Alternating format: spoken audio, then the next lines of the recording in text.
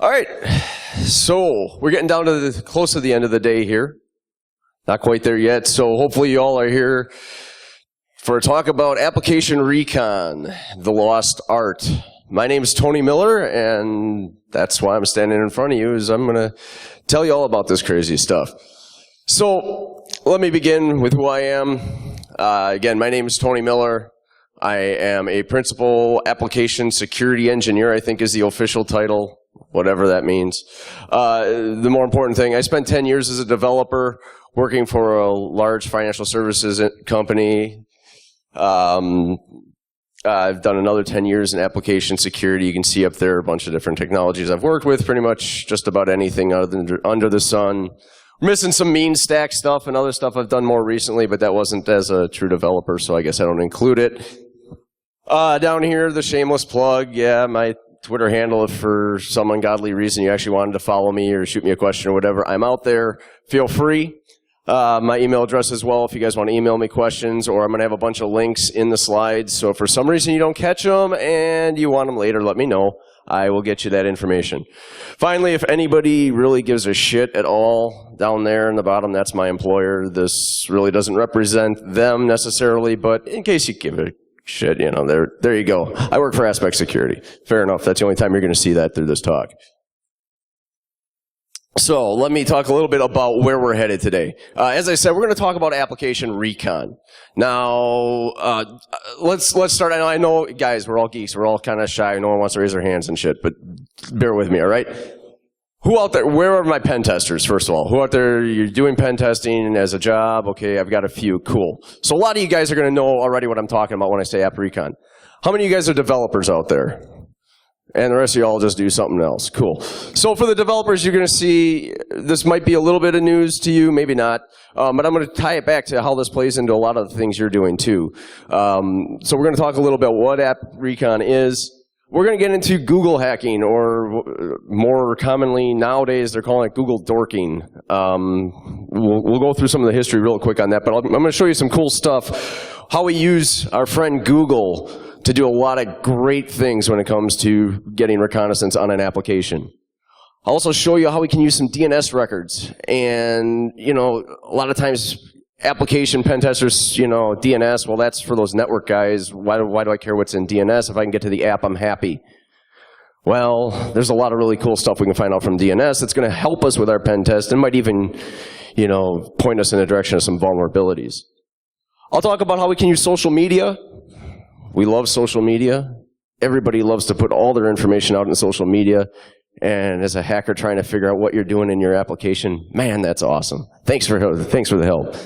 I'll tell you guys about some other sources too, and then we'll talk about how you put it together in your tests, how you put it together if you've got software out there, how you can use this kind of recon idea in more of a defensive strategy as well. I'll give you a bunch of tools. I'll give you a whole list of different tools you guys can use for this, but hopefully arm you with some information that you can use directly on your own.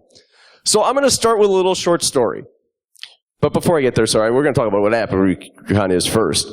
You're going to hear it by different names. Some people refer to it as reconnaissance. Some people call it info gathering. Some people call it information discovery. And more recently, we're seeing this concept of open source intelligence, or OSINT. Call it whatever you want. I'm going out and I'm going to find out information about your application without actually having even touched your application. So in a traditional sense, if you guys are familiar with, say, the OWASP pen testing guide, or you're doing network pen tests for that matter, everybody always puts this is the first phase. I'm going to go out and I'm going to recon. Great. I'm going to gain all the information I can about your app or about your network or whatever it is, because I want to know what's going on in there as much as I can before I ever touch it. So with applications, we're trying to figure out maybe what kind of technologies you've got in use, what the breadth of that application is, things like that. Generally, that's going to be information that hasn't been provided to us. Now, if I'm doing it as part of my organization, I'm going out and I'm testing some internal app we have that we've developed, we're putting out there for our customers. I probably know quite a bit about that application. And sometimes, as we're going to talk about in a little bit, that leads to some complacency. where suddenly Recon isn't so important in our heads because we know everything about that app already. We work with it day in and day out. For guys like me who are consultants, yeah, it's a little more important sometimes because maybe I don't know everything about the app. But I think even as consultants, we start to become complacent. And we'll talk more about that. Generally, we're using publicly accessible resources. You saw Google up there before. We saw DNS Records. You're going to see some other things. Social media. That's all stuff that's out there to be had. It's, again, that concept of open source intelligence. It's all there for us. We just got to use it and know how to find it. The concept that I want to stress here that's really important is we talk about it being this first phase. First phase is Recon. We're going to go out and we're going to do Recon. That's our first phase. We find out all the information, and now I'm just going to test your app. Well, anybody who's tested an app knows you get in there, and after a few minutes, you start finding some stuff that doesn't make sense. I can't think of too many apps I've gotten into where I got through the whole application, and I looked at my burp logs or whatever, and yeah, that all made sense. I totally figured that all out just by using the app. So this concept of going back and doing more Recon after we have an idea of what the app looks like, what that landscape looks like. Maybe we see some technology in there, but we're not quite sure how they're using it or they're using it correctly. So we can use Recon to help us out there. So I'm going to tell you a little story. And this story explains why I'm standing here today. It was kind of my inspiration to put this talk together in the first place. So, just so you know, I'm not preaching. I fall into the same trap as everybody else. I said, we as testers, we get complacent. We've kind of, more and more, we've moved away from doing this type of Recon. Here's my story where I kind of was reminded why it was so important. So I was called by a client. I was asked to go in, and they wanted me to test their single sign-on page. Now, how many of you guys were in Jason Street's talk this morning? Quite a few of you. So you remember him talking about the scope and bringing it from way out here to way down here? They literally wanted me to test the SSO page. So here we go. We're going to give you user IDs and passwords that can log in but have no access to any applications. And we've got a landing page so that after you successfully log in, it just says, hey, you're successfully logged in. Well, okay, so you can imagine right away the list of vulnerabilities you find when testing something like that don't extend very far. I think they had a cookie that maybe wasn't being marked secure, and weak password controls. Yeah, I had that one in there too. But beyond that, it was pretty lame. So I'm sitting there. I can't release a report that's got 2 findings on it. This is ridiculous. So when in doubt, turn to Google. We love Google. Google is awesome. I'm going to use Google's name a lot, but obviously a lot of what I'm going to talk about you can do with other search engines too. I would recommend that you try them all. They've all got different capabilities, different strengths and weaknesses, and definitely using all the tools at your disposal will help you out. But we'll start with Google. So in my test, I went out, I did a little bit of Google foo. I did a couple searches, started checking around, used some things I found in the application. Before I know it, I found all sorts of vendor documentation for the SSO provider that they were using. Just available in their website. I didn't even go to the vendor. This is all on the client's website, this random university I was testing. Some of the things I found in there were really cool. Okay, so they have these optional parameters. Now, when I'm logging into this SSO, all they did was give me this URL. There were no parameters.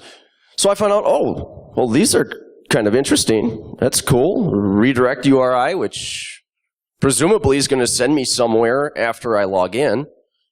This service identifier, which I later found out was used to identify which application it was that you were logging into. That was kind of cool. I figured out from there, the URL for the default web admin interface. So this SSO provider's got a web admin interface. Oh yeah, and by the way, it has a set of default creds. Well, that'll obviously get interesting. I also found out through some more Google hacking, just URLs for a number of the client applications that were out there. So after I found out, hey, we've got these these two parameters here, and I don't have the names up there because they would actually uniquely identify the provider, and I don't want to do that. But that's exactly how I started finding these URLs, was just by a simple search, and you'll see how we do it in a few minutes, just looking for those parameters in specific URLs.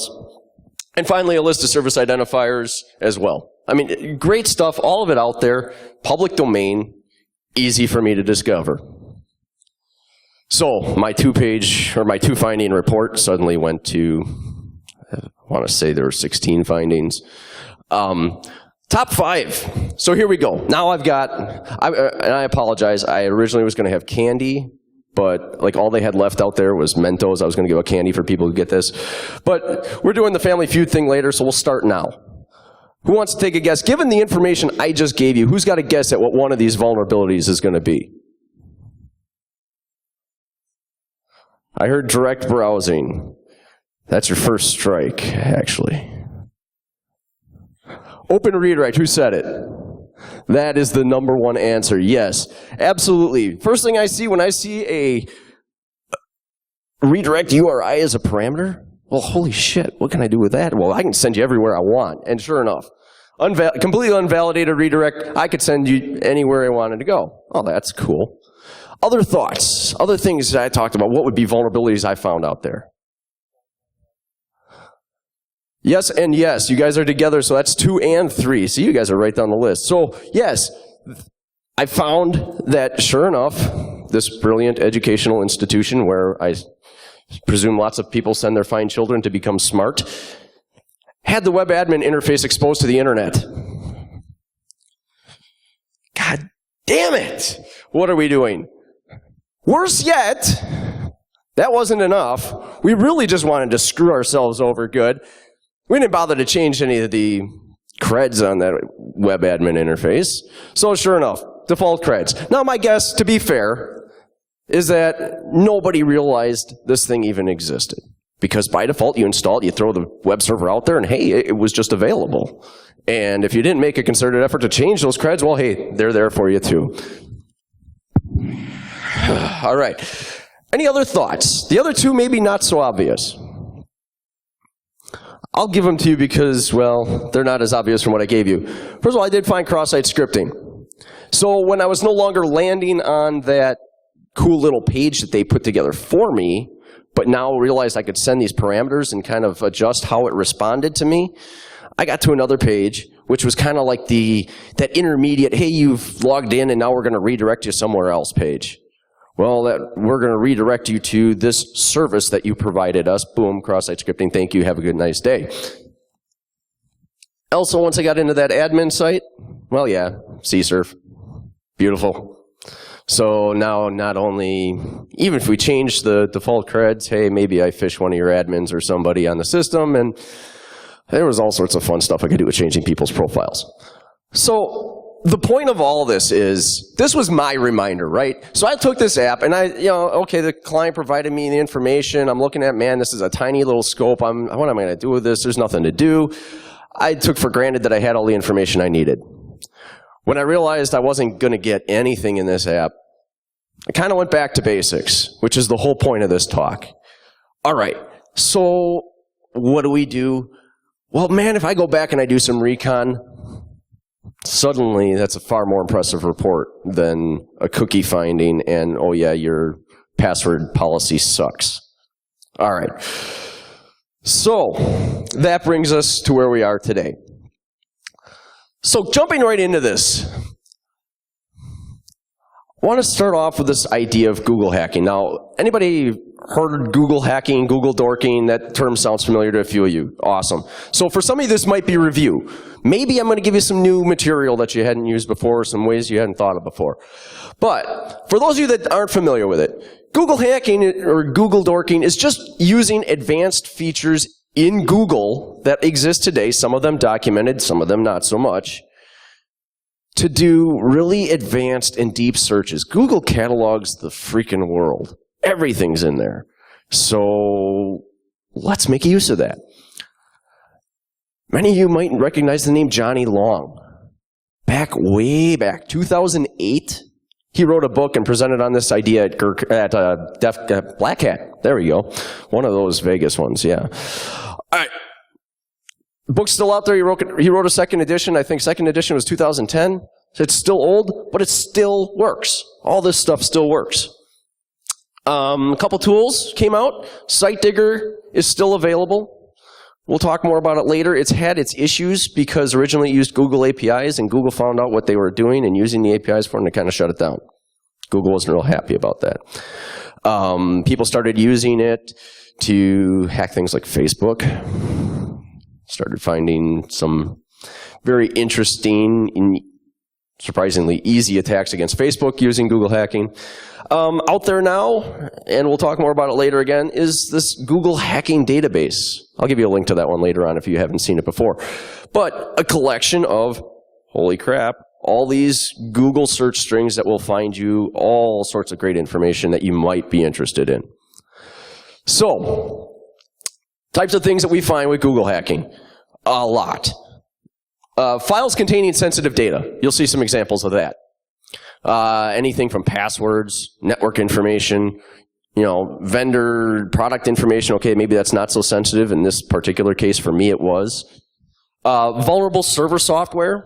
You'll see how, hey, I want to go find, well, in this case, I'll show you one. How do I find phpMyAdmin running well set up, attached to root? You'll see that. Definitely, this whole idea of, Wolf was up here before talking about dirbuster and finding all these directories. Well, what if I don't want to bang away at that website for 5 hours with dirbuster and create a whole bunch of noise there? Well, what if I go into Google and just use Google? It'll find me hidden directories. I can find administrative tools, all sorts of cool stuff. Now we're getting into this Internet of Things. Everything is connected. We've got cameras and washing machines, apparently. I guess Jason was talking about this morning. Holy crap, why do I need my washing machine connected to the internet? What the Jesus. But we can find them on the internet. And we use Google to help us. Web service endpoints, that's a great one too. If I'm testing, an application, maybe it's got some third party or, an API to allow their partners in, whatever. Great stuff. And just tons more. So some of those common operators. Now there's a bunch. I mean, you can go out, you can do a search for Google, advanced Google operators, you can get a bunch of lists. These are some of the more common ones that you're going to see in use, and definitely in some of my examples that you'll see in a minute. In URL, really simple. If I got a string, I want to find all search results that have that particular string in the URL. So, admin, that's a pretty common one. Site is really good if you're doing a pen test and you want to tie this down to one small site that you're working on, because it'll make sure that all the results come back from just that site. The Intitle is kind of interesting. You're going to see where that comes in handy in a few minutes. But Intitle just looks at the title tag on your web page. It's going to show up in the top of your window if you're in Microsoft Windows, and hey, happy stuff. So I can look for pages that have that string in their title. This is great for identifying specific software. File type, if I'm looking for files of a specific type, so in this case a PDF, well, it's going to find me all PDFs on a particular, whatever meets the rest of the search criteria. There's some of these also have aliases to them, so file type, you can also substitute in ext for extension, and it'll do the same behavior. And then num range. This is one that caused all sorts of headache for Google. And it's been treated, they keep changing how they handle it. So for a while, because people were using num range to hack Facebook profile IDs and other things, and they were using it to discover credit card data on the internet, Google, for a while, limited it to where you could only run num range against 4-digit numbers or less. Now it seems to be open again. So I'm not sure, I'll be honest, I'm not sure, and I tried to find an answer. I don't know if they're filtering out credit card data or what they're doing, but you can now, again, do num range on a 16-character long number, whatever that value ends up being. So, cool stuff. So taking a look at some of the things that we can do. This is one of my favorites. I do this probably on just about every test I do now. Intitle Index of.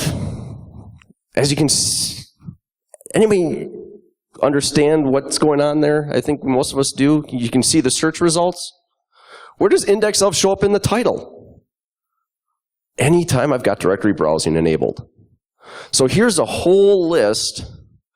And I thought to make it interesting, let's say, okay, where can I find some cool private information? So I just went looking for people's W-9s. And as you can see at the bottom there's a couple. There were a lot more. Now my standard disclaimer for all of this, I'm going to show you these. Doing the search is perfectly safe and perfectly legal. Clicking some of those links starts to enter that dubious territory of maybe, maybe not. So use it at your own risk. But it's definitely out there. You can see this one came back, 98 results. You know, there's obviously many other options. This is one I actually stole from the Google hacking database. I'll give them credit for this one. This one was a Google dork that was out there, but I liked it. Intitle my PHP admin running as root. I love this one. And this one I did actually, I'll admit, and if there's law enforcement out there, I may end up in handcuffs at the end of the day. All I did was I clicked the one link from Google. It took me to this page. I swear I didn't do anything past that. But that's pretty wide open. We're running as root, and I didn't have to log in. So you can kind of start to see where these things lead. Some other ones, I kind of mentioned this before. What if I look for, this is how I find admin sites a lot of times. This is a great one. Just find in the URL, /admin. Maybe look for login in the title. So now I've got my admin login page. This is where I start to find WordPress logins all the time. You could also do a search actually for WP admin. That helps sometimes too. But I mean, you can see, okay, I've got, you know, admin logins for all sorts of cool applications here. And what I have, 206,000 results. There's a few of them out there. They're out there to be found. So maybe I'm testing that SSO page, looks great, but that's all it is. I now put in that site and say, hey, find me admin in the URL and log in. Hey, now I find that, and I didn't even need the vendor documentation, and I could have found it just with Google. Anyone know what this is? Does this look familiar to anybody? Anybody ever heard of Axis cameras? Yeah, this is cool stuff. All right, so if I want to go find people who have their surveillance cameras available on the internet, good Christ, people. Sure enough, yeah, these are all cameras. I will admit to having clicked on at least one of them and observed a live feed of their particular facility. That was interesting. Do no harm, right? Do no harm. I just clicked the link. It was there. I didn't do anything. It just showed me cameras. I swear. So interesting stuff. This is where we start to get into the Internet of Things. Now I have to go and I have to figure out where this washing machine thing is, because that's got me intrigued.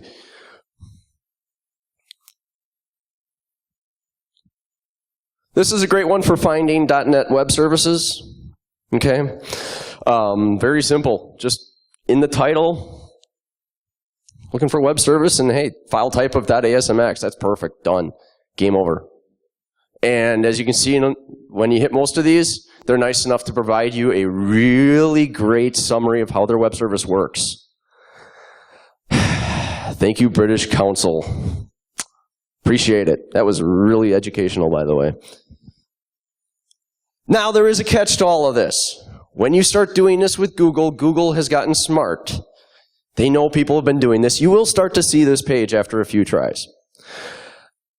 As far as I know, I haven't gotten called by the FBI yet. You do have to type through this. It makes it take a little longer. It's kind of a pain in the ass, I know.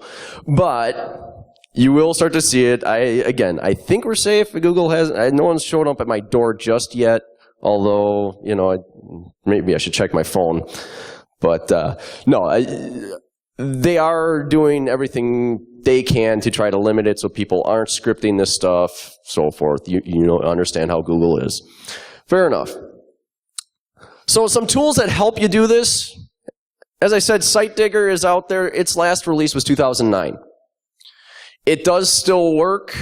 They've updated it enough to keep it working.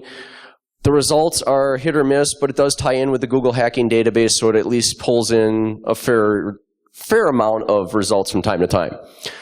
A newer one that's out there, it's a little easier. Bishop Fox, I don't know if they bought it or how they ended up with it, but ultimately, Search Diggity.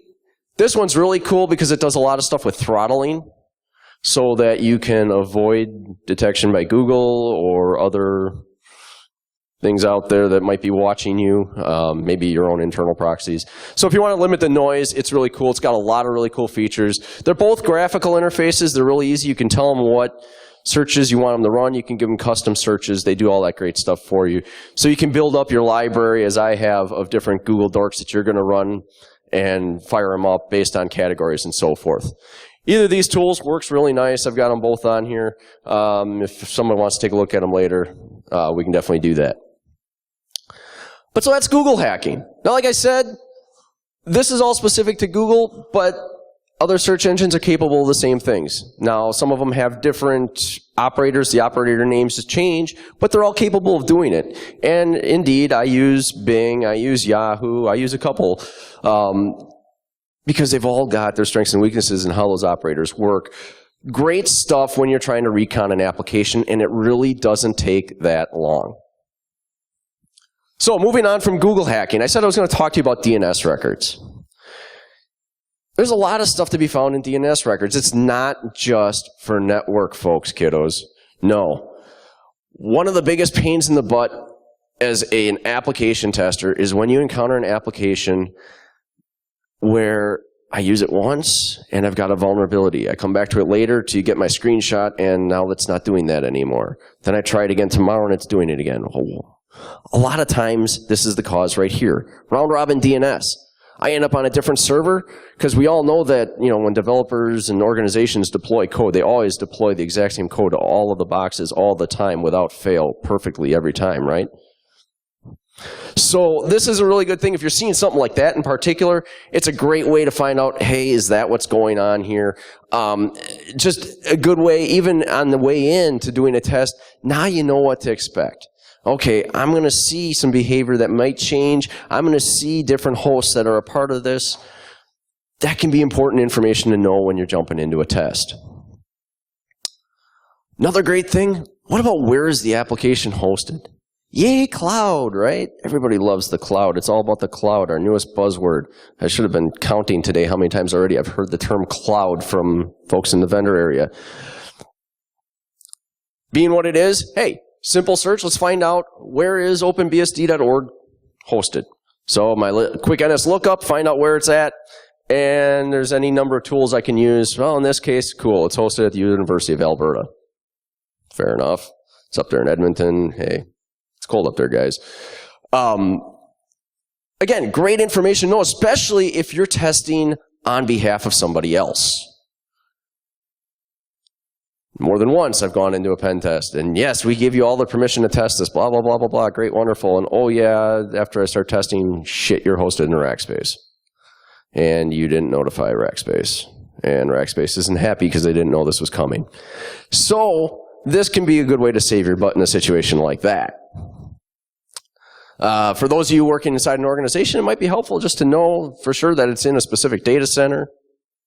You know, make sure that you're ending up where you think you're ending up. Using more DNS, here's a really cool tool. It's called Subroot. Subroot is pretty much what the name implies. If I want to brute force out a bunch of the subdomains on your particular domain, I run this cool tool. Here's the results from running it against Google. It's got a lot of different options. I just ran it as default, just said, hey, run against Google. And you can see it just does a dictionary brute forcing of all sorts of different subdomains. And you see just the list piles up. There's something like a couple thousand in there for Google, as you can imagine.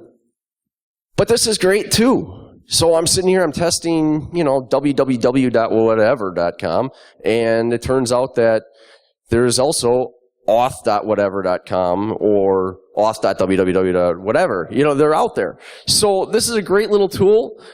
Keeps it silent. You can feed it your custom word lists. It's awesome. Cool. Great. Great stuff.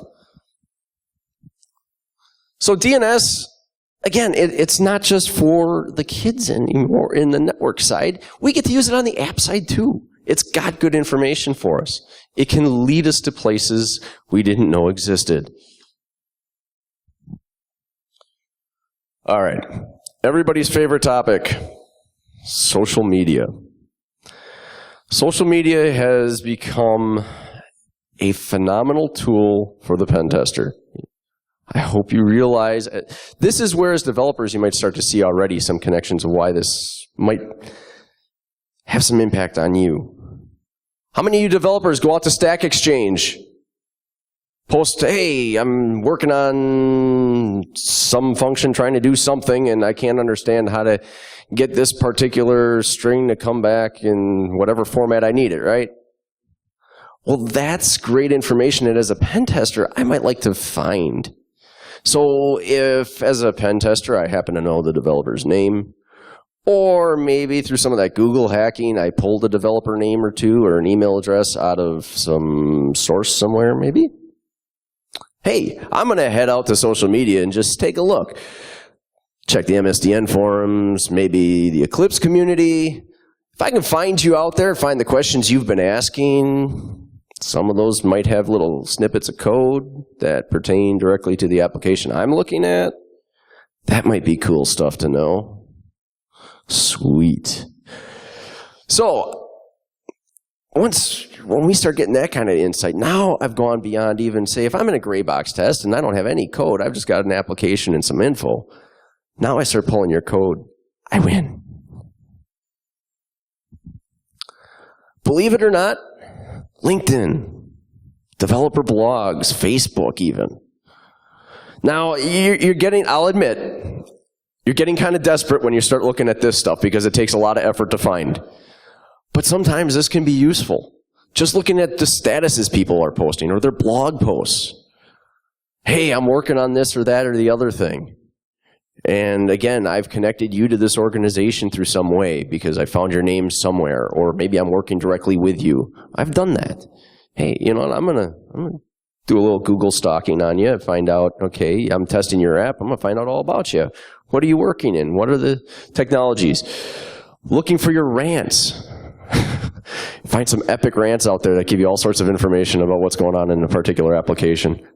Killer stuff. Sometimes even just a skills list.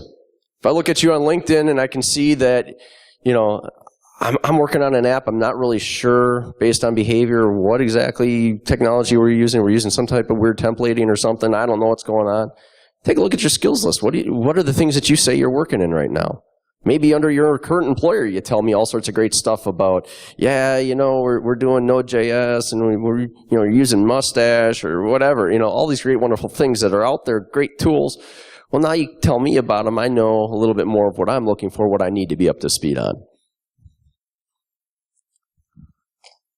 Here's another one. Now, again, we're getting kind of to the bottom of the barrel of things that I might check, but sometimes there's good information out there.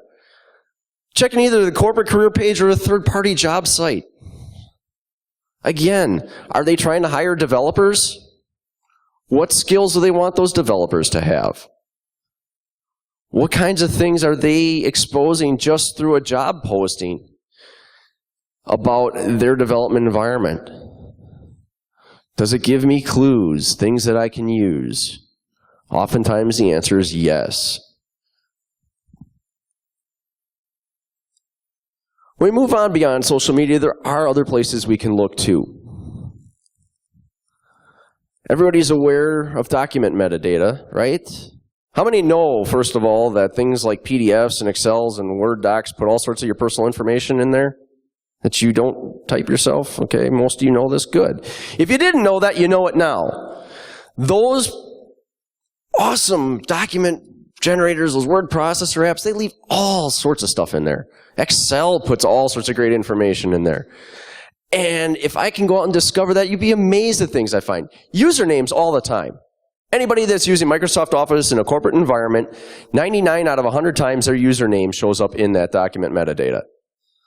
So if we're posting Word docs to the web, hint, hint, there's a tool in Word that'll strip that crap out. Use it.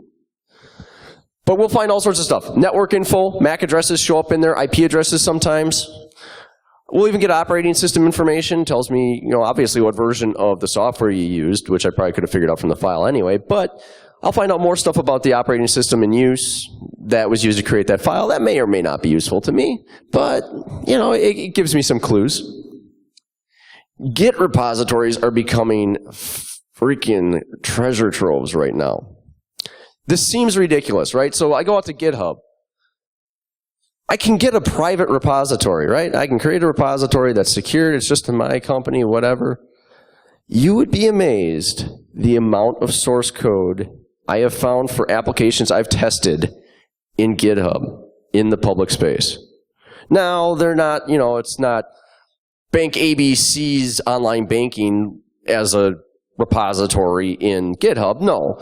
But that same developer maybe did some work on a different app or put together his own little library of things and has that posted to GitHub, and then you go and you back and you look at that web app that he was working on, and holy shit, he's using it in there too. Well, now I've got the code. I win. Sweet. Love it. Port scanning, another one that's not just for network people anymore, kids. Port scanning, we're not going to find a lot of it from an application perspective, but we are going to find some. A lot of times those admin tools run on a different port, right? I've got my website running on 443, so where do I put my admin tool? Let's see, 444 sometimes, 8080, 8081, right? So a lot of times, a quick port scan, just fire up Nmap real quick, see what it does, see what else is running out there. If you see web servers on other ports, and you can justify it being in scope, maybe take a look. Let's see what's going on out there. Hey, it's the same URL, I just changed the port number. Sounds like it's in scope to me. And vendor websites. I think, was it Jason? Somebody mentioned this one this morning too. And I was so glad when they mentioned it, because I'm like, yes, that's in my presentation. Vendors love to brag about who's using their stuff. Go out to any, you name it, corporate software site. I mean, whatever it is. CRM tools or, Salesforce or any of those others. They all love to brag, hey, here's all these companies we have using our stuff. Well, that makes it really fun because now I know what I'm looking for. If I'm just looking for anybody random to screw with, that can be great information. Let's, again, not a little dubious here as we talk about the ethics of that, but sure, there's some great information for you. Those are some folks maybe you want to target. So, bunch of ways that we can find information about our apps. How do we put this into practice? So from a black box testing perspective, this is almost a must, right? If I've got a black box test where I've been provided maybe nothing more than a URL, if even that, I've got basically zero information on this app. This is oftentimes, doing app recon will be the difference between me having a no findings report and me having a stack of findings that leaves them screaming and kicking. This can be killer. From a gray box testing perspective, again, like I mentioned before, as a consultant myself, I got complacent. I talked to a lot of people after I did that test that kind of inspired this whole mess. And it was interesting the number of people I talked to, and I asked them the same thing, like, what do you do for app recon? Huh? What do you do when you test? What recon do you do? Oh, I don't do anything. We have our kickoff meeting, and they tell me everything. Well, holy crap. So it's not just me. So a lot of us are getting complacent on this. Even if they gave me tons and stacks of information, did they really tell me everything? Did everything they tell me actually have reality connected to it? Okay, how much of that stuff really is true? Go out and verify these things. You're always going to find things you didn't know. You're going to find things that will clue you in to different attacks against that web application. So this is a great thing to work with. From a developer perspective, I think some of you have probably started to see already some of the defensive strategies you can employ here. First of all, you can go out and do a lot of these same types of info gathering just to understand what it is, what information is out there in the public domain that an attacker coming after your website can use. What are they going to discover? We go out there, do we have a bunch of metadata hanging out in our documents that are on our website? What's out there that these people are going to discover, and what can we strip out of there? It might also do you good to kind of look at yourself, right? Google yourself. How many people Google themselves? Because we're all vain and we want to see how many times we show up at the top, right? But no, it's good stuff. I mean, look at what's out there. How much have you put out there on, Stack Exchange, MSDN forums, Facebook, LinkedIn, anything else that could be connected back to the work you're doing on these applications? That's all stuff that some jerk like me is going to go out there later and try to find so I can go and manipulate the crap out of your app. That's what we do. So being aware of that, using that in a defensive strategy is huge. So let's talk tools. I promised you guys tools. Everybody loves tools. Tools make our lives easier. You've seen some of the things with Google hacking. You've seen hopefully you've got some ideas now running through your head of, oh, gee, I could go discover this or that with some cool little Google Dorks. We'll show you some tools that'll help you along the way. Google Hacking Database. I mentioned that before. This is a great resource out at ExploitDB. If you haven't been there before, I highly recommend you check it out. They have tons and tons and tons of Google Dorks, just simple search strings.